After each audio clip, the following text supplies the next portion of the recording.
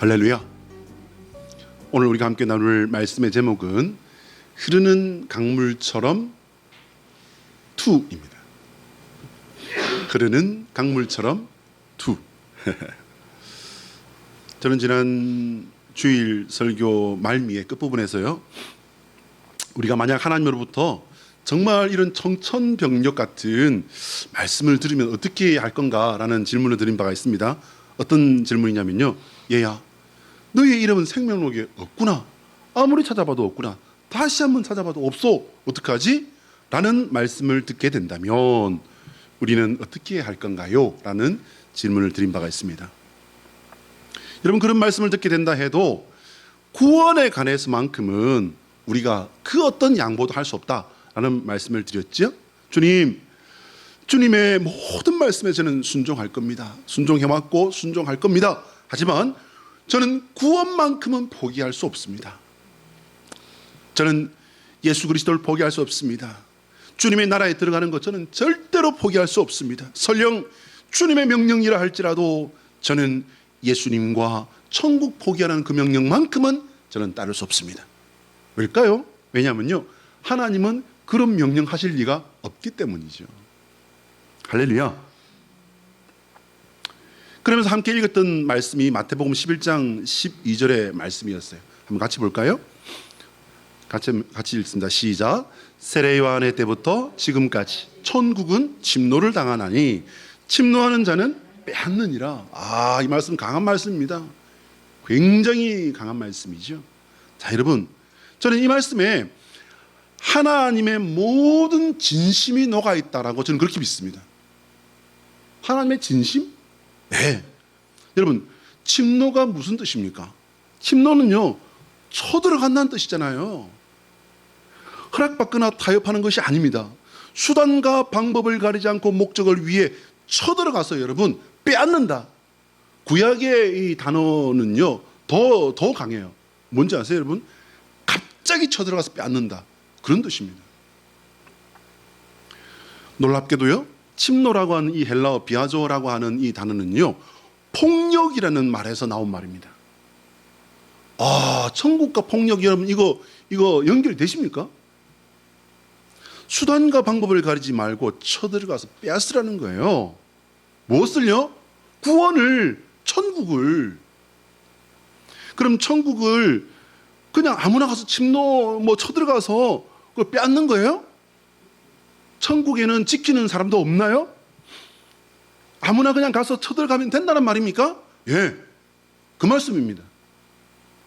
천국은 대기업 회장쯤 되면은 큰 문으로, 아주 작게 길로 가서 큰 문으로 들어가서 어험 짜잔짠 천국 왔다 그렇게 하고, 아주 어렵게 리어카 끌고 그러는 사람들은 천국 옆에 작은 그 개구멍 그런 데로 기어 들어가고, 여러분 그런 건 아닙니다. 천국에 들어가는 생명의 무게는 왕이라 할지라도, 혹은 그 나라의 가장 불쌍한 그런 거지라 할지라도 똑같은 생명의 무게를 가진 줄로 믿으시기 바랍니다. 근데 여러분, 천국에 침노할 수 있는 유통기한이 있어요. 그게 문제입니다. 누구나 들어가면 되는데, 누구나 쳐들어가서 뺐으면 되는데, 그게 기한이 있어요. 그 기한이 언제냐면요, 우리가 이 세상에 살아있는 동안에만 가능한 얘기예요. 할렐루야. 우리가 이 세상에 살아있는 동안에 천국을 침노하고 예수 그리스도를 나의 구주로 꽉 붙들고 그리고 빼앗고야만은 저와 여러분 되시기를 축복합니다. 한번 따라할까요? 하나님의 소원은 우리가 예수 그리스도 안에서 살아있는 동안 주어진 천국의 기회를 놓치지 않는 성도가 되는 것이다. 좀 길지요? 함께 시작. 하나님의 소원은 우리가 예수 그리스도 안에서 살아있는 동안 주어진 천국의 기회를 놓치지 않는 성도가 되는 것이다. 할렐루야. 승리하고야만은 하나님의 기쁨, 성도 되시기를 축복합니다. 오늘 보면 8장에 첫머리를 우리가 읽지 않았지만요, 8장의 첫머리 1, 2절을 같이 한번 읽어봅니다. 자, 앞에 시작. 그러므로 이제 그리스도 예수 안에 있는 자에게는 결코 정죄함이 없나니 이는 그리스도 예수 안에 있는 생명의 성령의 법이 죄와 사망의 법에서 너를 해방하였음이라. 할렐루야. 너를 해방하였음이라. 너를 해방하였음이라. 자유자가 되시길 축복합니다. 하나님이 해방하셨으니까 우리는 자유하는 줄로 믿습니다. 더 이상 죄와 사망의 법에서 눌려서 호적거리지 마시고요, 생명의 성령의 법으로 자유를 누리시는 주의 백성 되시기를 축복합니다. 여러분, 사람들마다요 믿음을 가지는 이유들이 제각각이에요. 뭐 이런 거 저런 거 좀 빼고 대충 추려보면 그렇습니다. 마음이 왠지 편해요. 교회 가면 교회 가서 먹는 밥이 맛있어요. 그거보다는 좀 낫습니다. 태어나 보니 믿는 집이에요. 또 좋아하는 혹은 존경하는 사람이 있어서 교회를 다니게 되었습니다. 종교가 없는 것보다는 하나쯤은 있는 것이 좋을 것 같아서 교회 다녀요. 또 이도저도 아니면 아이고 그래도 뭐 교회 다니면 있어 보이잖아요. 그런 분도 있을 것이고, 개인적으로 저는요 교회 다니는 친구 가정이 하도 이렇게 행복해 보이고, 저도 이제 교회 다니면 저런 가정에서 살 수 있게 될까 하는 그런 생각에서 처음 교회를 나갔던 것으로 기억합니다. 이 친구가 예쁜 여학생이 있다고 그렇게 전도를 했는데 가보니까 제 타입이 아닙니다. 우리 강 권사님처럼 눈이 그냥 이마 왕방울만 하고요, 뭐 그런 여학생이었는데 제 타입은 아니었어요. 강 권사님은 제 타입입니다. 여러분, 어찌되었건 시작이 어찌되었건 예수님을 나의 구세주 그리스도로 영접하면 되는 겁니다. 되는 것입니다. 뭐가 된단 말입니까? 예수를 나의 구주 삼고 성령과 피로서 거듭나면 되는 줄로 믿습니다. 이제 거기서부터 이제 시작이 되는 거예요. 이미 성령 하나님께 붙들림을 받은 것이 이제 벌써 시작돼 버린 거예요. 고린도전서 12장 2절로 3절 같이 읽어볼까요? 자, 앞에 뜹니다. 시작. 너희도 알거니와 너희가 이방인으로 있을 때에 말 못하는 우상회로 끄는 그대로 끌려갔느니라. 그러므로 내가 너희에게 알리노니 하나님의 영으로 말하는 자는 누구든지 예수를 저주할 자라 하지 아니하고 또 성령으로 아니하고는 누구든지 예수를 주시라 할 수 없느니라. 할렐루야. 여러분, 성령 충만 받으시기 바랍니다. 성령께서 하시는 일이 바로 이거예요, 여러분. 성령으로 아니하고는 누구든지 예수를 주시라 할 수 없느니라. 성령 하나님께서 우리에게 오셔서 가장 먼저 하시는 일이 있어요. 그게 뭐냐면요, 나의 왕권을 하나님께 드리게 하는 것입니다. 아멘. 거기서부터 이제 본격적으로 시작이 되는 거예요. 여러분, 내가 이제 예수님을 나의 구세주, 나의 그리스도로 고백하고 이제 믿고 섬기지 않습니까? 그럼 그때부터 이제 보이기 시작한 것들이 있어요. 뭐가 보입니까, 여러분? 나의 죄가 보입니다. 나의 죄가 보이기 시작하고 이걸 예수님께 드리는 일이 시작됩니다. 왜? 나는 그 일을 내가 저질렀지만, 내가 지었지만, 그 죄가 내 것이었지만 내게는 아무런 방법이 없다는 사실을 알고 있기 때문이에요. 그러나 그 죄를 위해 피 흘려 십자가에서 몸 찢어주신 그분이 그것을 내게 가져오라 말씀하셨기 때문에 긴가민가 반신반의했지만 가지고 갔더니 어떻게 돼요, 여러분? 씻어주시고 없이 하시고 온전케 하시고 자유케 하신 역사가 일어난 줄로 믿습니다. 내가 예수님을 나의 구주로 고백했더니요, 세상의 죄가 보이기 시작합니다. 그리고 이것들을 멀리하기 시작합니다. 왜? 그전에는 좋았는데, 분명히 그전에는 좋았는데 재밌었는데, 근데 예수님을 나의 구주 삼고 성령과 피로서 거듭난 삶을 이제 시작하고 살다 보니까 이제 그쪽 세상이 좋아지니까 저쪽 세상은 멀어지기 시작하는 거예요. 그러나 아직 우리가 거룩하게 된 건 아닙니다. 거룩하게 되는 길을 선택함으로 죄와 계속해서 부딪히는 일이 내 안에서 이제 본격적으로 시작이 된 거예요. 거룩하지 않은 내 안에 성경 말씀이 들어와서 성경 말씀이 내 허물과 나의 죄를 깨닫게 해줍니다. 아직도 죄의 구렁텅이 같은 내 안에 성령 하나님께서 오셔서 죄를 싫어하는 마음을 부어주십니다. 이게 지금 어떻게 여러분 조용하게 이루어지는 걸까요? 아니요, 여러분. 그렇지 않습니다. 괴롭습니다. 고민됩니다. 혼란스럽습니다. 분명히 전에는 좋았는데 지금은 보니까 구역질이 납니다. 그런데 그렇다고 해서 거룩하다는 그 길을 가려고 보니까 세상에서 부딪히는 일들이 너무 많습니다. 이제 본격적으로 두 마음의 싸움이 시작된 거예요. 여러분 잘 들어보세요. 숨이 턱턱 막힐 겁니다. 멀쩡하게 잘 드리던 제사 드리지 말라고 합니다. 제사에서는 이제 해방되신 지가 오래되신 분들이죠. 그 좋은 술, 담배, 사람들은 세계적인 한류 메이커라고 하는 치맥, 그 치킨과 맥주, 여러분 그 맛을 아십니까? 죄송합니다. 저도 그 맛은 잘 모릅니다. 근데 그게 그렇게 좋다네? 근데 그거 하지 말랬잖아요. 어려울 때는 담배 하면은 그냥 고민도 또 뭐 좀 어려운 그런 것들도 싹 가라앉는데 그것도 하지 말래. 그 재밌는 고스톱, 포카 이거 하지 말래요.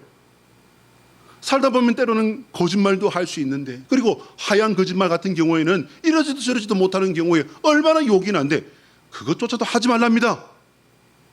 세상에는 온갖 선한 것이 있고 좋은 것이 있고 우리의 마음을 위로해 주는 것들이 있고 정말 많은 그 좋은 것들이 있습니다. 그 중에는 신이라는 이름을 가지고 우리 앞에 오는 것들도 있습니다. 그런데 여러분 교회를 나갔더니요, 오직 한 분 여호와만 하나님이라고, 참된 하나님이라고, 그 외에는 없다고 그렇게 말을 합니다. 게다가 죽고 나면 끝이 아니라 천국과 지옥이 있다고 하네요. 그뿐인가요? 거기 가기 전에 심판을 받는데요, 엄청나죠? 이것도 숨이 탁탁 막힐 지경인데 하라는 건 또 왜 이렇게 많은지 모르겠어요. 예배는 무슨 일이 있어도 꼭 드리라고 합니다. 기도는요, 여러분 기도 기억나십니까? 세례 받으면서 아예 기도에 대한 약속을 해버리잖아요. 기도 하루에 몇 번 하래요? 저는 그거 틀렸어요. 몇 번 하라고 했죠? 5번. 아무리 못해도 5번. 언제요? 아침밥 먹을 때, 점심밥 먹을 때, 저녁밥 먹을 때, 아침에 일어날 때, 저녁에 잠잘 때. 아무리 못해도 5번 하래요. 자, 근데 이걸 세례 받으면서 아예 그냥 약속을 해버리네. 찬송은요, 찬송하기 싫어요. 난 노래 부르는 거 별로 좋아하지도 않고요. 사실은 내가 음치박치거든요. 그런데 소리 내서 부르래요. 잘 모르는 찬송가인데 모르면 따라 부르다 보면 된다고 따라 부르라네. 부담스러워 죽겠어요. 얼굴도 모르는 선교사를 위해서 기도하랍니다. 그 사람이 누군지를 알고 내가 기도를 해요. 주일 헌금도 큰맘 먹고 하는데 11조에다가 성교헌금에다가 건축헌금까지. 어머, 생일감사는 내가 태어났는데 내가 왜 교회에다 생일감사를 해요? 부모님 섬기는 건 당연하죠. 나도 최선을 다하고 있는데 제일 중요하니까 더 잘 섬기랍니다. 내가 잘못한 것도 아닌데 용서하고 불쌍히 여겨주랍니다. 환장할 노릇이죠. 내성적이어서 저는 누구의 길도 잘 못 물어보는데, 그런데 그렇게 꼭 전도하래요. 전도하는 것도 부담스러워 죽겠는데 그 사람들을 위해서 기도하고 살피고 돌보랍니다. 정말 숨이 턱턱 막힐 지경입니다. 먹고 살기도 바빠 죽겠는데 또 성경 읽기 한답니다. 벌써 몇 번을 읽었는데 이러다가 성경 다 외우겠네. 이제 매년 11월 되면은 당연히 20일 동안 저녁에 피곤해 죽겠는데 20일 동안 다니엘 세일의 기도는 당연히 하는 걸로 돼버렸네. 어쩌다 보니 이 지경까지 왔지? 주일 예배 드렸으면 됐지. 그 잘생기지도 못한 얼굴을 또 보라고 유튜브 설교까지 만들어가지고 들이대면서 그거 듣고 들었는데 또 들으라고 문자가 오네. 듣고 힘든데 뭐가 이렇게 하지 말라는 것도 많고 하라는 건 더 많은지. 언젠가 제가 사역하던 이전 교회에서요, 구역장 전체 모임이 이제 다 모이면 한 170명 정도 됩니다. 구역장들이 이제 다 모여서 이구동성으로 이제 하는 말이 그거예요. 교회에 나가는 시간을 좀 줄여달라는 거예요. 이게 이제 한두 사람이 이렇게 말하는 게 아니라 전체 구역장 회의에서 교육자들이 부목사들에게 전부 다 똑같은 소리를 하는 거예요. 맞춘 것 같아. 주일은 당연히 아침 일찍 와가지고 밤 늦게까지 당연하게 하루 종일이죠. 월요일은 쉬지도 않아요. 목사님들은 쉬잖아. 우리는 쉬지도 못해요. 문화센터 하는 사람들은 문화센터 가서 일해야 돼요. 화요일은요, 화요전도대 있죠. 수요일은요, 수요 예배 있죠. 목요일은요, 목요전도대에다가 노인구역 봉사 있죠. 금요일은요, 구역 예배에다가 금요 기도 있죠. 토요일은 쉬나요? 토요일은 또 정신없이 나와서 주방 봉사 준비하고요. 교회 왔기 때문에 또 나와야 되지 않습니까? 문화센터 봉사라도 하는 사람들은 그야말로 일주일 7일을 단 하루도 쉬지 않고 교회를 들락거리면서 일을 하고 봉사를 한단 말이에요. 이러다 보니까 교회 활동 때문에 개인적인 일을 볼 시간이 없어요. 목사님 살려주세요. 이러다 친구도 없이 왕따로 살겠어요. 실제로 우리 구역장님들 이렇게 한 말이에요. 교육자 회의에서 담임 목사님께 이 말이 이제 보고가 됩니다. 담임 목사님은요, 어린 청년 때부터 목회를 하신 분이에요. 그렇게 평생 목회를 하신 이 목사님은요, 단 반박자도 지체하지 않고 바로 대답이 나옵니다. 시간 주면 뭐 한대? 볼일? 짬내 가면서 교회 활동할 거야? 에? 교회 활동 제대로 하고 짬내 가면서 일 보라 그래. 끝. 어머, 부목사들 아무도 대꾸도 못해서 찍소리도 못했습니다. 놀라운 것은요, 구역장님들의 반응이었어요. 이제 전체 구역장 회의에서 모임에서 그 이야기를 했더니요, 구역장들 뭐라는 줄 아세요? 저만 그런 게 아니라 부목사들 다 띵 해가지고 이렇게 두고 있었잖아요. 뭐라고 하냐면요, 아휴, 우리 목사님은 그럼 그렇지, 그럴 줄 알았어. 그리고는 아무 일 없었다는 듯이 자기들끼리 막 그냥 깔깔깔 웃고 막 그래요. 우리는 어렵게 이렇게 말씀드리고 무한당하고 왔는데, 여러분, 그분들이 원망했을까요? 모두 다 그럴 줄 알았다면서 멋쩍게 웃고는 또 열심히 맡은 일을 그렇게 해나갑니다. 여러분, 사실은 이 모든 것이 싸움의 한 부분들이에요. 우리가 싸우는 것은 무엇입니까? 그리스도 예수의 마음을 품고 그분의 삶을 닮아가기 위해서 나와 싸우고 세상과 싸우는 것인 줄로 깨달으시길 바랍니다. 그럼 우리가 어떻게 예수 그리스도를 닮아간단 말이에요? 그거는 딱 봐도 불가능하잖아요. 우리가 어떻게 예수님 닮아요? 그 사실은 우리보다 먼저 하나님께서 아십니다. 그래서 성령 하나님께서 나를 위해, 우리를 위해 기도하고 일하신다고 성경은 분명히 우리에게 알려주십니다. 우리 오늘 26절과 27절 같이 한번 읽어볼까요? 자, 시작. 이와 같이 성령도 우리의 연약함을 도우시나니 우리는 마땅히 기도할 바를 알지 못하나 오직 성령이 말할 수 없는 단식으로 우리를 위하여 친히 간구하시느니라. 마음을 살피시는 이가 성령의 생각을 아시나니 이는 성령이 하나님의 뜻대로 성도를 위하여 간구하심이니라. 할렐루야, 할렐루야. 여러분, 믿는 이들에게는 이보다 더 큰 위로의 말씀, 감사한 말씀이 있겠습니까? 근데 안 믿는 사람들에게는 이보다 더 큰 화가 있겠습니까, 여러분? 마음의 중심을 보신다는 거예요. 여러분, 말로는 다 포장할 수도 있고요, 말로는 아닌 척 할 수도 있어요. 그러나 마음이 포장돼요, 안 돼요? 하나님께서 마음의 중심을 보시는, 살피시는 이가 성령의 생각을 하시나니 라는 겁니다. 정확하게 안다는 거예요.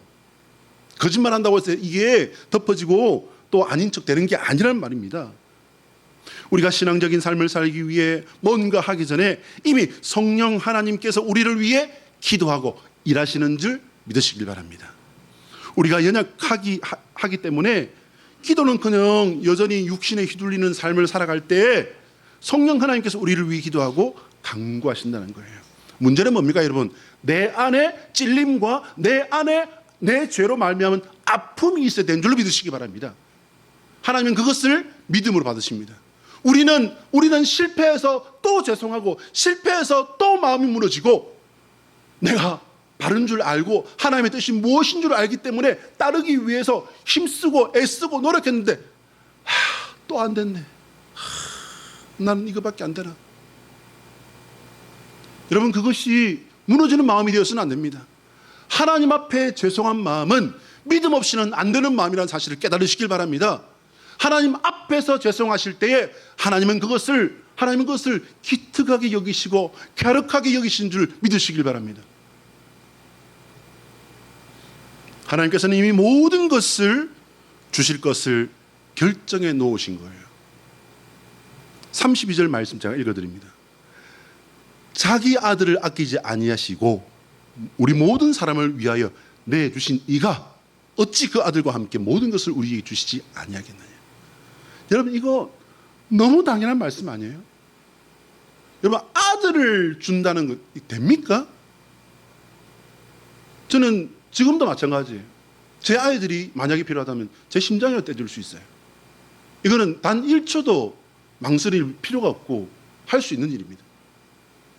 그런데 그 아들을 나를 배신한 배신자들, 내가 무슨 말을 해도 나를 조롱하고 기득거리면서 뒤돌아서서 침 뱉고 어떤 놈은 앞에 대놓고 침을 뱉고 지나가는 그런 것들을 위해서 내 아들을 내어준다. 여러분 되겠습니까? 하나님은 해버리셨잖아요. 하나님은 하셨잖아요. 십자가에서 이루셨잖아요. 아멘도 안 하는 거 봐. 어미 어찌하실까?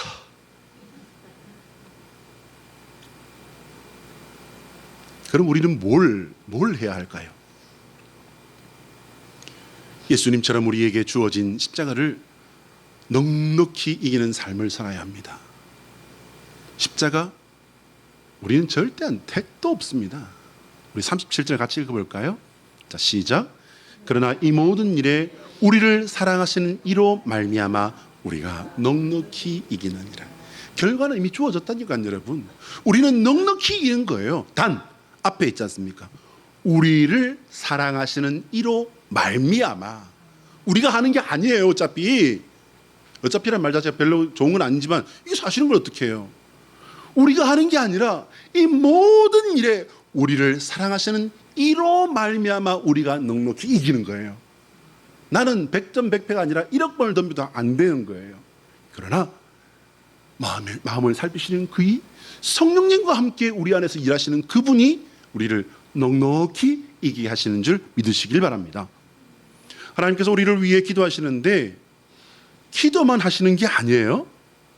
여러분, 지난주일 우리가 함께 나눈 말씀 가운데 하나님께서 약속하시면 그것은 성취가 되어서 이루어진 역사가 된다라고 말씀드렸습니다.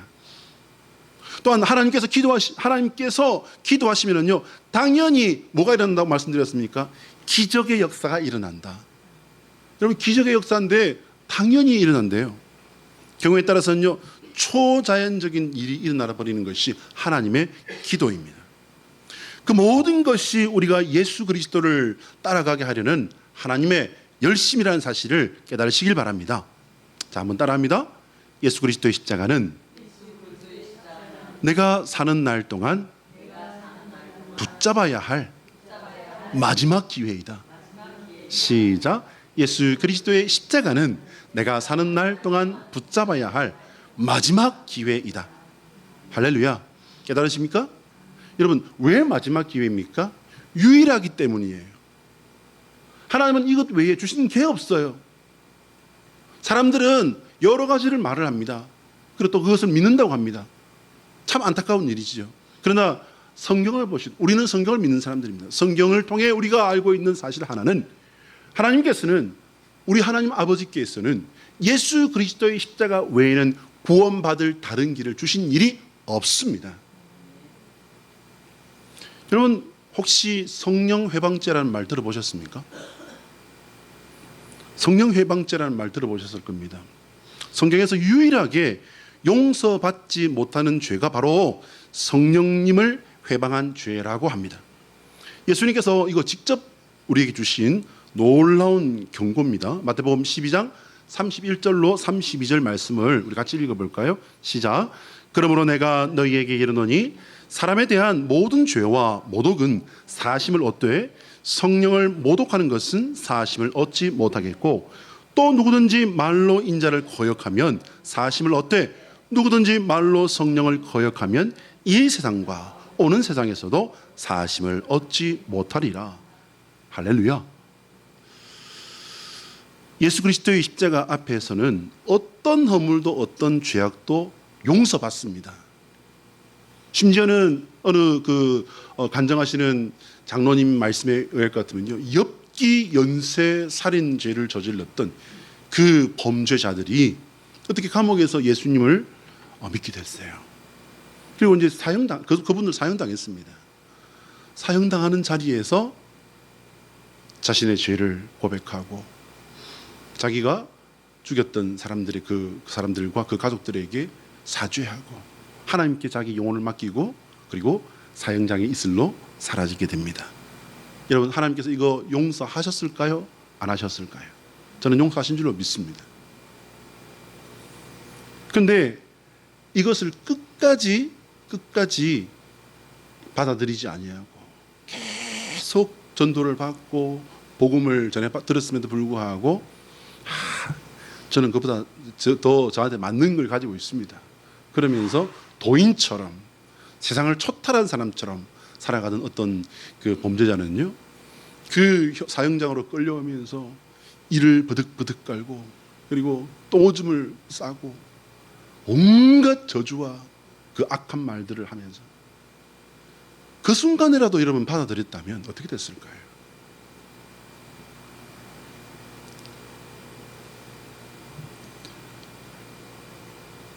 예수 그리스도의 십자가 앞에서 허물도 죄악도 용서받는데 단 한 가지, 이것만은 하나님께서 결코 용서하지 않는다.